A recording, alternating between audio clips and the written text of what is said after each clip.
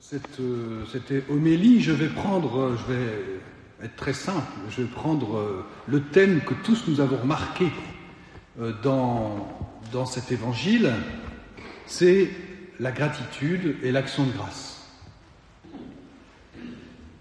Les 10 font ce que demande Jésus. Ils partent pour se présenter au prêtre parce qu'ils sont guéris. Sans doute, peut-être avaient-ils la foi et croyaient-ils que la parole de Jésus allait être efficace. Pourtant, Jésus n'a pas demandé qu'on vienne le remercier et qu'on rende gloire à Dieu en glorifiant Dieu à pleine voix, c'est ce qui est dit dans le texte. Il n'a pas demandé, mais Jésus va louer le Samaritain qui va faire cette démarche. Dans les évangiles, Jésus ne nous dit pas venez rendre grâce en tout instant pour Dieu. Ça, c'est plutôt saint Paul qui va le dire plus tard. Parce que, évidemment, vous voyez où je veux en venir. Jésus ne le dit pas, et pourtant, il y a une caractéristique du chrétien, depuis le début du christianisme, c'est qu'en fait, le chrétien est un être de louange, un être d'action de grâce. L'action de grâce, même avant d'avoir obtenu ses exaucements, même dans les difficultés, en toutes circonstances. On a ainsi des récits de martyrs qui rendent grâce sur la croix. Je ne sais pas si vous connaissez ça, c'est assez étonnant. Entre autres, celui qui me vient en tête, c'est celui des martyrs du Japon, qui sont crucifiés et qui rendent grâce sur la croix. Incroyable. La caractéristique du christianisme, c'est l'action de grâce. Et dans un monde un peu dépressif, bon, je suis peut-être un peu pessimiste, mais bon, c'est vrai qu'il y a plein de choses qui ne vont pas très bien. Peut-être c'était comme ça il y a un siècle, j'en sais rien, j'y étais pas. Mais en tout cas, aujourd'hui, on peut dire ça. Dans un monde un peu dépressif, le témoignage chrétien de l'action de grâce est peut-être attendu et nécessaire.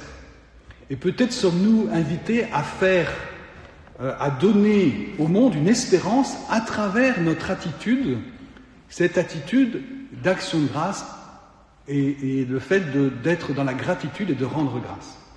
Je vous cite saint Bernard, donc au XIIe siècle, qui nous dit en nous montrant sans ingratitude, donc en nous montrant avec de la gratitude pour les dons reçus, nous préparons en nous un espace pour la grâce, afin de pouvoir obtenir de plus grandes grâces encore. C'est l'ingratitude, et elle seule, qui nous empêche de progresser dans notre vie spirituelle.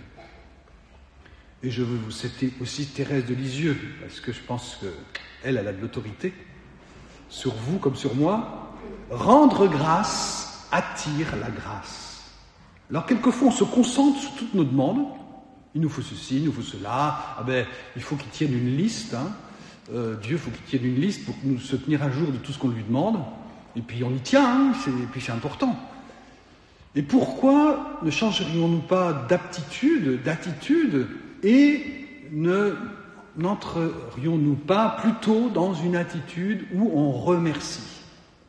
Parce que nous, on a la joie, la chance de savoir que Dieu est bon, que Dieu est proche, que Dieu nous sauve, que Dieu est plein de miséricorde, que Dieu va nous assister jusqu'au terme de notre vie. Quand je dis le terme, c'est même dans le passage à travers la mort, qui est l'angoisse la plus terrible de l'être humain, évidemment. Il est toujours là. Et nous, on sait, parce que Jésus nous l'a dit, parce que Jésus, on l'a rencontré, parce que l'Esprit Saint nous est donné, on sait que Dieu est bon. Et qu'on peut même dire que Dieu est bien meilleur que ce que l'on pense. On sait qu'il est bon, mais il est encore meilleur que ce que l'on croit qu'il est. Et ainsi, attirer la grâce, faire descendre la grâce. Donc je vous disais, les premiers chrétiens, quand on voit dans les Actes des Apôtres, c'est très net, ils sont vraiment dans l'action de grâce tout le temps, alors qu'ils sont persécutés quand même. Et puis l'Eucharistie, vous connaissez le terme eucharistique en grec qui veut dire action de grâce. C'est le premier nom de l'Eucharistie, de la messe, qui veut dire action de grâce. Et c'est dans cette action de grâce que va être présentées les intentions que l'on va faire tout à l'heure, d'ailleurs, les prières universelles, les intentions de tous nos frères les hommes. Mais l'action de grâce a le gros avantage par rapport à la prière d'intercession spontanée qu'on va pouvoir faire, c'est que la prière de demande nous centre beaucoup sur nous, sur nos petits besoins, qu'est-ce qui ne va pas, le verre moitié vide. Parce qu'évidemment, pour savoir ce qu'il faut demander, il faut regarder le verre moitié vide. L'action de grâce, elle nous centre sur le verre moitié plein, sur déjà tout ce qu'on a, sur cette certitude que Dieu entend la prière de ses enfants, qu'il ne nous laisse jamais tomber. Donc la prière d'action de grâce, en fait, nous détourne de nous-mêmes et nous permet de nous tourner vers Dieu, et en nous tournant vers Dieu, de nous tourner aussi vers les autres, d'être moins indifférents des autres.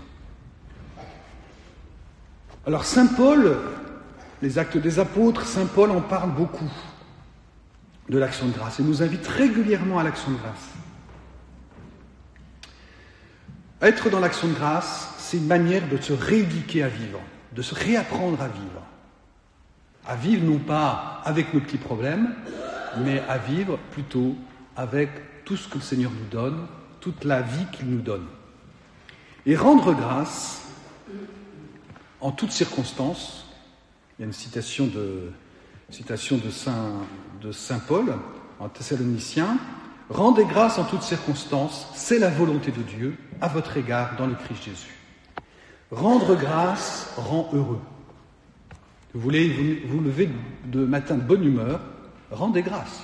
Et non pas vous dites « Oh là là, ce matin, il va y avoir ça, il ne fait pas beau, j'ai mal quelque part, j'ai rendez-vous chez machin, ça m'inquiète, il y a un tel qui ne va pas bien. » Alors on peut, mais non, remerciez, rendez grâce. Seigneur, merci, parce que tout ce que tu me donnes aujourd'hui, je ne sais pas ce qui va se passer, mais ça sera très bien, parce que tu seras là avec moi. Merci Seigneur de me donner la vie, et même la vie terrestre et la vie céleste, ce qui fait que nous chrétiens, la mort, je vais choquer, mais la mort est une formalité pour nous chrétiens, parce que la mort est derrière nous, c'est dans le baptême.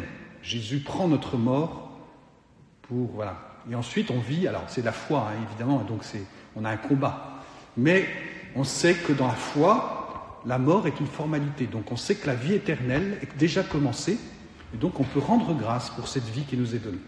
Donc rendre grâce rend heureux, rendre grâce ouvre le cœur pour accueillir les grâces, rendre grâce permet de nous décentrer de nous-mêmes, rendre grâce permet d'adorer Dieu vraiment, plutôt que d'adorer, enfin pas d'adorer, mais de se soucier tout le temps de nos problèmes qui nous centrent sur nous-mêmes. On adore Dieu, on voit que le Samaritain qui revient, il rend grâce donc à pleine voix et il se jeta face contre terre aux pieds de Jésus. Vous savez que ce geste-là, c'est un geste d'adoration qu'on ne fait que devant Dieu.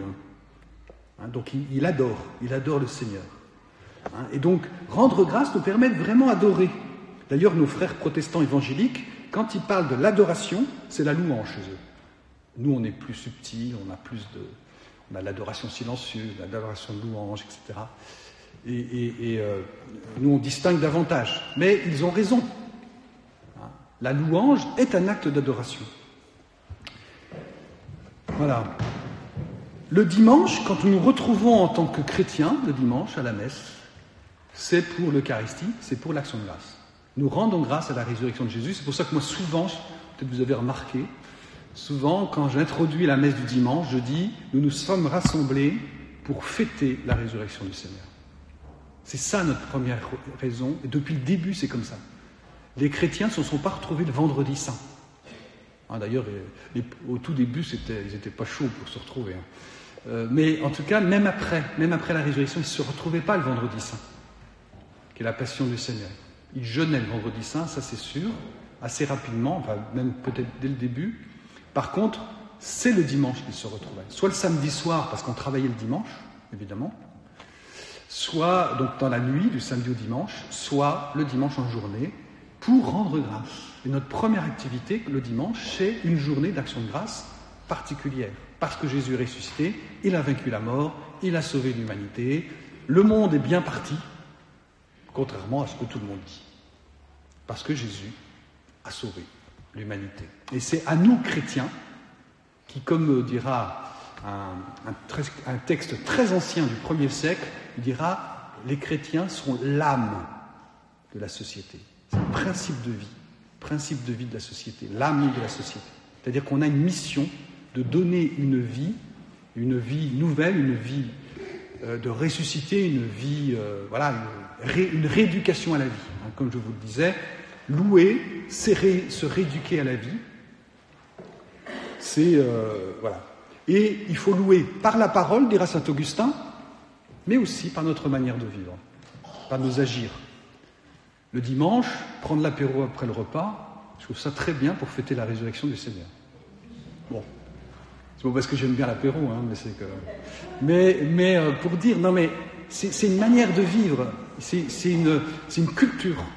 Et de la même manière, quand on agit, alors saint Augustin, il pense à toutes nos actions dans la vie quotidienne, quand on va faire attention à son prochain, quand on va aller servir quelqu'un, etc. C'est une action de grâce si on le veut bien. Si on le met dans une attitude d'action de grâce pour rendre gloire à Dieu et remercier le Seigneur pour tous ses dons. Donc n'oublions pas de dire merci au Seigneur. Amen.